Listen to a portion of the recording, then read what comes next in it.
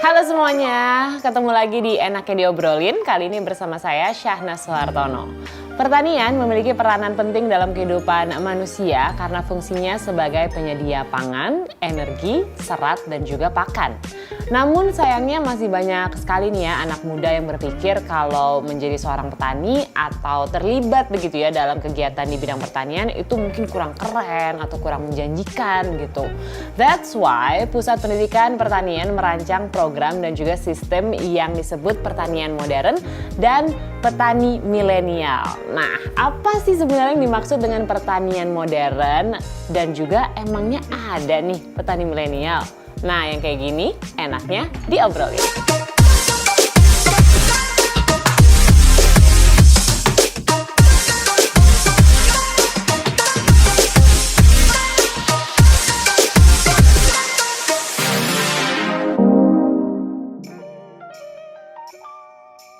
Nah, kali ini langsung aja saya akan menyapa guest stars kita hari ini. Ada dua orang yang akan berbincang langsung bersama dengan saya. Yang pertama ada Dr. Ida Widiasanti, Kepala Pusat Pendidikan Pertanian. Halo Bu. Ya, selamat siang. Apa kabar Wida? Mbak Sana. Kabar baik. Kabar baik. Senang ya. bisa di sini ya. Senang juga bisa ngobrol-ngobrol. Nanti kita akan ngobrolin banyak hal mengenai pertanian dan tentunya langsung aja kita akan menyapa juga petani milenial yang sudah hadir di sini, Mas Indra Baktiar. Halo Mas. Iya, halo. Halo. Biasanya di Pangalengan ya Mas ya? Iya, di Bandung. Oke, kali ini kita kita panggil ke Jakarta gitu ya untuk ngobrol-ngobrol. Tapi di sini juga udah dibawa hasil pertaniannya. Nanti kita akan bicara mengenai hasil pertaniannya apa aja. Tapi sebelum mulai ke sana, mungkin aku pengen tahu dan pengen mulai dari Bu Ida terlebih dahulu. Mungkin boleh dijelasin langsung aja ya Bu, apa sih sebenarnya pertanian modern atau smart farming itu biar makin jelas gitu. Oke, jadi gini ya Mbak Sanas ya, jadi pertanian modern itu adalah pertanian yang memanfaatkan inovasi, baik itu inovasi kelembagaan maupun inovasi teknologi. Dan tentu saja pertanian ini antara lain adalah smart farming, termasuk di dalamnya adalah smart farming. Ini merupakan suatu pertanian yang memanfaatkan digitalisasi, kemudian Internet of Things, bahkan bisa menggunakan artificial intelligence. Wow. Dan kemudian juga bisa dilink antara perangkat lunak dan perangkat kerasnya dalam suatu gadget misalnya, dan kemudian bisa dioperasikan dalam suatu gadget tersebut untuk kemudian segala sesuatunya bisa otomatisasi. Seperti itu. Baik, digitalized begitu digitalized, ya semuanya. Betul. Oke, nah kalau gitu Bu Ida, apa sih alasan dibalik program dari Kementerian Pertanian untuk benar-benar membuat petani-petani atau pertanian tradisional ini menjadi sesuatu yang modern, sesuatu yang hip? Alasan di belakangnya apa? Iya, karena saat ini kita banyak menghadapi tantangan, Mbak Sanas. Ya, tantangannya pertama adalah kita menghadapi krisis pangan global saat ini. Ya, war in Ukraine dan Rusia itu more or less berpengaruh nih terhadap bagaimana penyediaan pangan yang ada di dunia, termasuk Indonesia. Nah, kemudian juga adanya climate change, jangan lupa ya, di mana kadang-kadang di suatu daerah kita lihat ada flood atau banjir ya, di daerah lain ada kekeringan atau drought seperti itu. Dan kemudian juga kita menghadapi tantangan regenerasi petani, terutama di Indonesia dan bahkan juga di beberapa negara di dunia. Karena ternyata petani kita saat ini berada pada piramida tua. Ya, jadi sebagian besar petani itu berada di usia tua. Jadi masih sedikit anak-anak muda kemudian yang berkecimpung di sektor pertanian. Sehingga kita mencoba untuk memperkenalkan ya modernisasi, kekinian, apalagi kita saat ini berada di industri 5.0 dan society 5.0 ya. Nah, itu untuk menarik anak-anak muda ini mau bekerja di sektor pertanian. Kemudian juga di sisi yang lain tadi menghadapi krisis pangan, climate change, kita ingin bisa tetap mendorong supaya produk-produk pertanian ini tetap berkualitas, ya. Kemudian juga kuantitasnya tetap, bahkan kontinuitas. Nah, di samping itu dengan adanya pertanian modern, misalnya dengan menggunakan smart farming, dengan greenhouse dan sebagainya, ini juga menjawab tantangan lahan yang semakin sempit misalnya, atau kemudian juga adanya beberapa hal hama penyakit dan sebagainya yang kemudian juga bisa meningkatkan produktivitas dari pertanaman tersebut atau pertanian. Oke, baik. Menarik sih ya, dan tadi Bu Ida juga sempat bicara mengenai regenerasi gitu. Memang kalau misalnya kita ngomongin anak-anak muda, semuanya maunya jadi apa? Jadi YouTuber gitu ya, atau mungkin jadi musisi, atau jadi apa gitu yang keren banget gitu. Makanya penasaran nih, jadi petani tuh juga pastinya keren. Makanya kita membawa Mas Indra ke sini. Mas Indra, kenapa sih awalnya memilih untuk bertani? Padahal kalau kita lihat anak muda gitu biasanya memilih profesi yang memang kekinian gitu. Ya kalau ditanya kenapa memilih bertani, memang mungkin dari sejak saya kecil mungkin ya. Jadi pada saat itu saya membantu ibu saya menyiram tanaman di taman, kemudian memberi pupuk, memberi nutrisi, kemudian merawat gulma, itu membuang-buang gulma, kemudian hasilnya tanaman jadi lebih subur, kemudian lebih baik. Oke, jadi memang orang tua tuh petani gitu.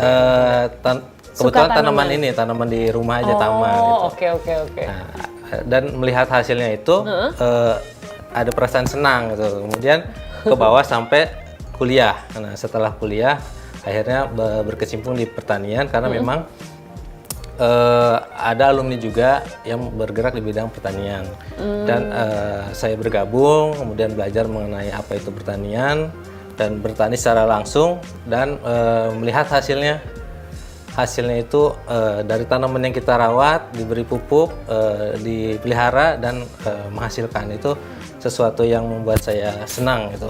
Awal saya memilih bertani seperti itu. Ini memang apa ya, ada calling gitu ya pastinya masih ada di sana ya. Tapi boleh tahu nggak jadi petani tuh dari tahun berapa, Mas?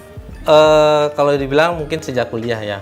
Sejak tahun 2010. 2010 itu kali pertama dan sampai sekarang masih bertani terus, dan di sini juga Mas Indra sudah membawa hasil pertaniannya. Ini salah satunya ya, Mas ya. Boleh dijelaskan nggak?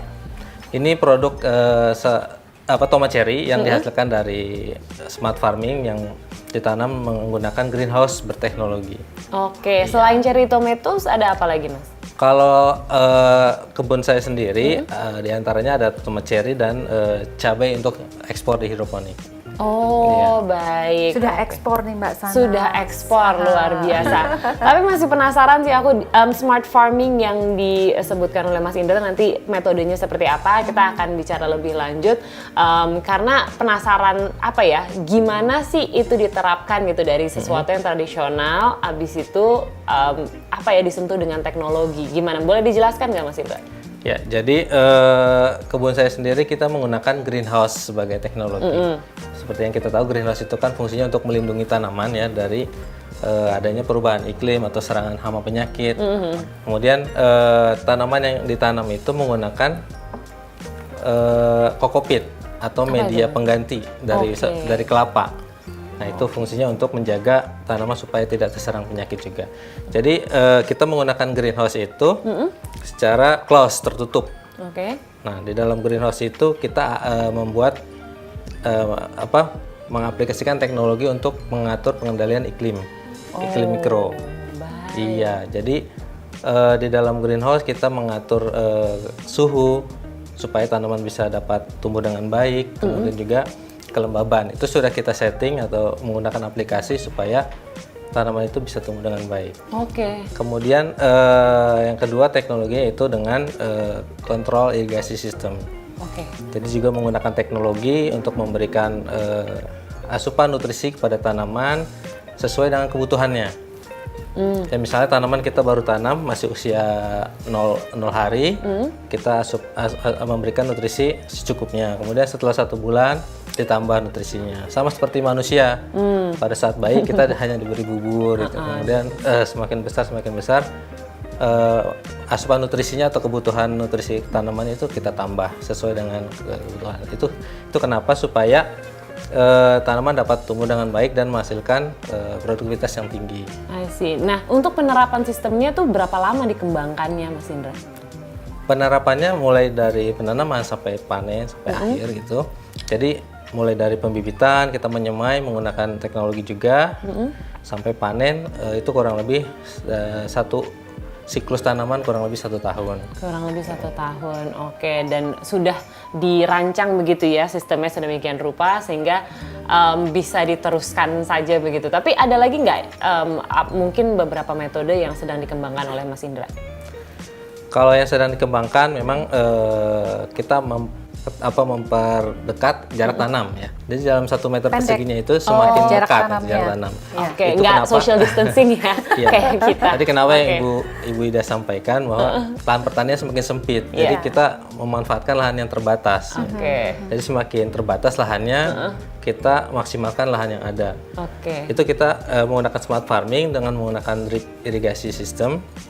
Jadi kerapatannya semakin padat, tapi nutrisinya kita berikan secara optimal gitu. Oke, baik. Ada juga menarik mungkin banget. vertical farming ya Mas ya. Nah, itu ada lagi konsep Jadi vertical farming. ketika memang lahan semakin terbatas, udara belum terbatas, maka kemudian kita buat Ke atas. bertingkat ke Oh, atas. Seperti itu Mbak oke. Sana. Seperti hotel Jadi kayak mungkin apartemen ya, nggak bisa beli rumah, beli apartemen aja. Baik.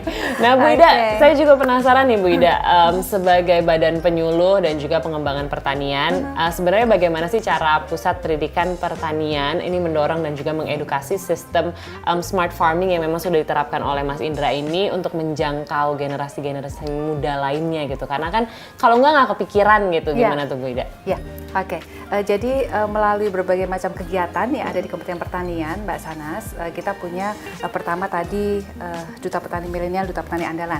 Kemudian juga kita punya salah satu program bekerjasama dengan IFAD, yaitu Youth Entrepreneurship and Employment Support Services atau YES, di mana di dalam program YES ini kita memberikan berbagai macam kegiatan untuk melakukan edukasi, misalnya dengan training, kemudian juga dengan pendidikan vokasi, kemudian juga dengan magang, atau kemudian akses atau fasilitasi terhadap permodalan, sehingga kita memberikan keyakinan bahwa anak-anak yang memang berminat untuk kemudian terjun ke sektor pertanian dan kita perkenalkan dengan pertanian modern dan smart farming, ini mereka bisa langsung terjun karena mereka sudah paham, sudah tahu bagaimana cara bertanam atau bertani dengan smart farming, dan kemudian juga terkait dengan 2 hal yang seringkali menjadi momok bagi anak muda bekerja di sektor pertanian, yaitu pertama adalah pasar, kemudian yang kedua adalah permodalan. Kita berikan juga fasilitasi permodalan.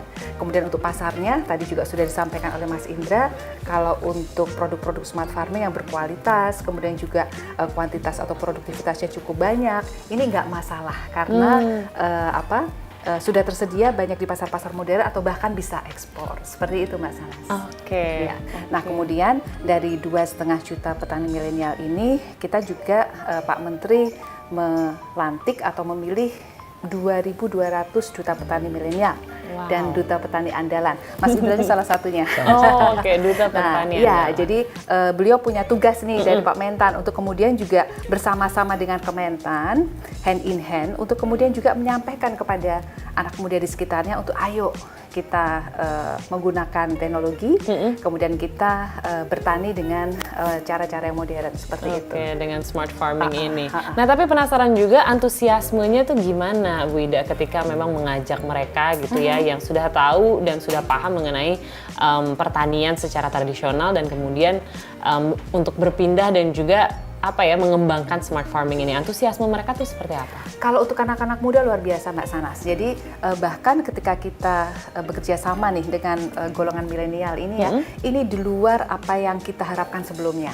Ya, jadi anak-anak muda ini mereka lebih pintar, kemudian cerdas, mereka mau mengambil resiko, kemudian mereka juga diberi sedikit umpan, kemudian mereka bisa bergeliat untuk mencari sinergi-sinergi lanjutan seperti itu, sehingga tentu saja dengan bekerja bersama milenial ini luar biasa antusiasme mereka, dan kemudian mereka juga tidak lupa untuk beresonansi, mengajak anak-anak muda yang lain. Benar. Dan kemudian dengan teknologi tidak lagi semuanya harus berlumpur misalnya.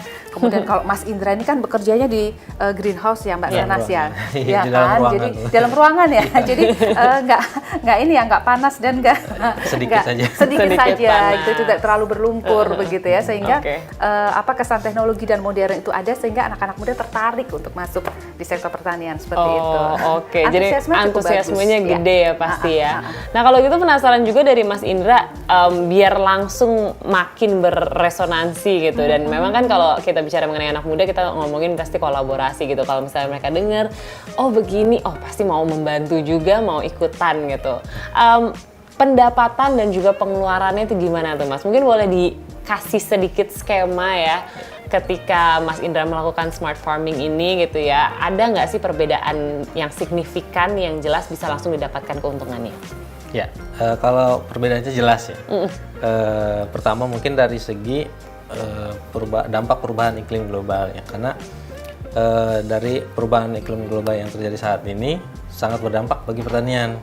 Seperti halnya produksi cabai kemarin ya. Kan supply atau hasil produksi yang terdampak akibat perubahan iklim global semakin tidak menentu. Itu karena terjadi perubahan pola tanam dan banyaknya hama dan penyakit yang tidak terkontrol. Ya kadang-kadang kan memang kemarau berkepanjangan, atau kemudian juga musim Musim hujan hujan berkepanjangan, sehingga tanaman itu nggak bisa mendapatkan air, kebutuhan hara secara proporsional. Nah, jadi kita menggunakan greenhouse atau dengan smart farming ini, kita terhindar dari adanya perubahan dampak perubahan iklim global itu. Salah satunya itu. Jadi produksi tetap bisa jalan terus ya. Kemudian Bahkan tadi meningkat. Iya meningkat. Karena tadi kedua kan kita bisa menanam dengan kerapatan yang lebih padat. Artinya jumlah jarak tanamnya semakin dekat. Artinya itu akan menghasilkan produktivitas yang lebih tinggi.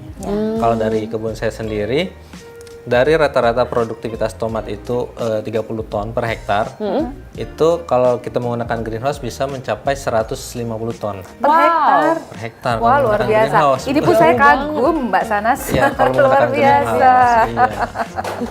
Jadi bisa 5 kali Jangan lipat. ragu-ragu. 5 kali lipat Iya. dengan smart farming ini ya. Itu juga dengan semua komoditas sama. Dan kualitasnya juga lebih bagus ya Mas ya. Ketiga kualitasnya, karena kita dengan seperti rumah yang ditutup gitu, ya tidak terserang hama penyakit, sehingga kualitasnya bisa lebih baik. Kemudian dari segi kebersihan, karena kita tidak menggunakan tanah dengan smart farming greenhouse, hasil produknya ini bisa lebih higienis, tidak tersentuh tanah, bisa lebih higienis. Nah ini juga tadi aku sempat ngebuka gitu ya. Memang soalnya aku sangat penggemar sayur-sayuran, Ya, boleh jadi aku dicoba. tahu betul ini tapi yang beef Nudira tomato ya. Cherry Cherry tomato. tomato. Oke. Ini organik bukan atau Hidroponik. hidroponik ya? Hidroponik. Hidroponik. Jadi I see. ini termasuk pangan sehat ya Mas ya? Termasuk Sehat pangan sehat nih lebih, Mbak iya. Sanas. Iya, pastinya. Dan ini Karena memang tidak banyak menggunakan Low obat-obatan ini, kimia ya? low pesticide sama fungisida. Jadi sangat sedikit sekali Sangat penggunaan sedikit pestisidanya. sekali. Yes, dan jadi ini benar-benar ini juga udah bisa dimakan langsung ya karena memang bersih banget juga Iya, di ini bisa package-nya. dijadikan cemilan sehat. Oke, Cemilannya sehat. selamat. Ini kayaknya Bu Ida langsung pengen makan nih. Iya nih, boleh ya Mas? Boleh Bisa banget ya? dong. Oke, Silakan, dicoba Bu. ya. Kita Boleh rasakan. Jadi tadi kan kata Mas Indra, ini kualitasnya lebih bagus, artinya lebih Iya. segar ya. Kemudian juga sehat, lebih sehat ya. Jadi bisa dimakan langsung. Kita coba nih Mas Sanas. Boleh. Silahkan. Mas Indra juga dong. Saya udah sering cobain. Udah sering cobain buat tes kualitasnya ya Mas ya. Enak Mbak Sanas. Luar biasa. Bener-bener kekenyalannya tuh kayaknya crunchy-nya tuh dapet banget ya. Ini kayaknya abis ini aku langsung mau bawa pulang buat nanti ini. Iya, boleh. Tapi Mas Indra dan Bu Ida kita masih pengen tahu lebih jauh pastinya mengenai smart farming ini. Nah kalau dari Bu Ida saya penasarannya tuh kan pusat pendidikan pertanian tadi sempat dibilang sama Bu Ida mempunyai target juga. Mungkin Ya. boleh dijelaskan gimana sih mencapai target itu dengan mengenalkan sistem pertanian modern ini supaya makin banyak lagi gitu petani-petani yang memang teredukasi mengenai Ya. smart farming ini. Jadi target kita sesuai dengan arahan Pak Menteri, 2,5 juta petani milenial ini harus mendapatkan edukasi terkait dengan smart farming atau pertanian modern seperti itu. Nah kemudian kami juga berharap paling tidak 50% diantaranya itu nanti menerapkan di dalam usaha tani mereka. Dan bahkan 2.200 duta petani milenial, duta petani andalan yang sudah dibentuk oleh Pak Menteri ini wajib menerapkan. Wajib menerapkan. Wajib menerapkan dan kemudian juga wajib menjadi pengajar. Jadi istilahnya seperti training for trainer begitu Mbak Sana. Jadi mereka juga harus beresonansi, kemudian juga mereka harus menginfluence yang lainnya untuk kemudian ikut menerapkan bersama-sama dengan kita. Oke, berarti memang dikawal terus-menerus langkahnya ya. Oke, kalau gitu Mas Indra pengen tahu juga nih biar makin banyak lagi gitu ya anak-anak muda yang tergerak juga untuk menjadi petani milenial. Sebenarnya apa aja sih yang diperlukan dan perlu dipersiapkan begitu ya untuk langkah awal untuk mencoba menjadi seorang petani dan menjalani profesi bertani ini dengan sepenuh hati seperti Mas Indra? Ya. Kalau mungkin langkah yang perlu dilakukan ya pertama mungkin tahu dulu pertanian itu seperti apa, kemudian sekarang perkembangan teknologi pertanian itu seperti apa. Jadi sekarang ini bayangan dari kaum milenial saat ini pertanian itu sesuatu yang kotor ya, kotor-kotoran lah ya. Kotor-kotoran, lumpur dan padahal lain-lainnya. saat ini pertanian udah semakin berkembang, profesi pertanian udah lebih maju ya dengan adanya teknologi. Jadi para milenial ini tahu dulu pertanian sekarang itu seperti apa, sehingga nanti ada keinginan untuk terjun di bidang pertanian. Mungkin bisa dilihat dari profil-profil petani yang sudah maju dulu ya. Setelah itu bisa langsung terjun langsung. Kayak saya dulu sejak awal kuliah ya, saya langsung terjun langsung dan merasakan hasilnya. Jadi hasilnya itu sangat mengembirakan. Dengan adanya teknologi kita bisa memanfaatkan teknologi. Atau nanti para milenial ini bisa magang juga, magang di bidang pertanian, bisa juga di kebun saya ikut magang, atau juga bisa langsung bekerja di kebun petani milenial yang sudah maju. Gitu. Jadi harapannya mungkin dicoba dulu gitu ya Mas ya? Langsung aja terjun gitu, supaya bisa melihat hasilnya seperti apa. Jangan takut bertani, begitu. Iya. Jangan takut bertani, Mbak Sanas. Jangan takut bertani. Baik, pastinya biar pesannya juga didapatkan gitu ya. Kalau petani milenial tuh keren dan hip juga dan cool juga dan menghasilkan pastinya, karena tadi kita sudah melihat kualitasnya luar biasa gitu ya dari penerapan smart farming ini. Selanjutnya mungkin pertanyaan terakhir untuk Bu Ida, saya pengen tahu harapan dari Pusat Pendidikan Pertanian ke depannya nih Bu, terkait dengan program pertanian modern dan juga petani milenial ini seperti apa? Siapa lagi yang mau digandeng, sebesar apa nih nanti? Ya Mbak Sanas, jadi tentu saja harapan kami adalah sebanyak-banyaknya anak-anak muda, terutama saat ini yang sudah kita berada di era bonus demografi ini, mau terjun ke sektor pertanian. Jadi tadi Mas Indra sampaikan bahwa jangan takut bertani. Jangan takut bertani. Kemudian Pak Menteri Pertanian juga menyampaikan pertanian itu tidak pernah ingkar janji, Mbak Sanas. Artinya bahwa siapa yang memang terjun ke pertanian, tekun, kemudian juga berusaha selama beberapa waktu tentu akan menikmati hasilnya. Dan kemudian juga harapannya kita semua ini bisa bersama-sama ya mengembalikan kejayaan pertanian kita sebagai negara agraris. Kemudian kita juga bisa mengoptimalkan sumber daya genetik kita untuk kemudian dengan bantuan teknologi, inovasi, digitalisasi, kita bisa buat produk-produk pertanian tropis kita menjadi tuan rumah di negara kita sendiri, dan kemudian juga tentu saja harapannya bisa menjaga ketahanan pangan kita. Amin. Oke, terima kasih banyak loh Bu Ida dan juga Mas Indra yang sudah memberikan banyak sekali perspektif gitu ya terkait dengan smart farming ini. Ini pastinya mudah-mudahan juga memberikan pemahaman baru, makanya enaknya diobrolin gitu, karena kembali lagi pasti anak-anak muda di luar sana langsung tercerahkan kalau oke, jadi petani milenial itu seru, asik dan kayaknya challenging, dan pastinya setiap saat ada sesuatu metode baru yang bisa dicoba gitu ya. Dan juga pastinya kembali lagi kalau kita melakukan pekerjaan pastinya maunya menguntungkan ya Mas Indra ya. Tadi Mas Indra udah sempat ngomongin kalau keuntungannya luar biasa dengan smart farming ini. Pastinya semoga ini juga menggugah gitu ya semua yang menonton untuk mencoba bertani, karena kembali lagi tadi Mas Indra bilang coba aja dulu pokoknya. Jadi kita bisa langsung ya magang ya Mas Indra ya. Siap. Di pertaniannya Mas Indra di Pangalengan. Baiklah, thank you so much sekali lagi, dan itulah episode Enaknya Diobrolin kali ini bersama saya Syahna Suhartono. Semoga ini memberikan perspektif baru bagi Anda yang mau mencoba menjadi petani milenial dan juga mau mencoba metode smart farming ini. Terima kasih banyak sudah menyaksikan. Kita ketemu lagi di Enaknya Diobrolin episode-episode selanjutnya yang pastinya nggak kalah menarik. Bye-bye.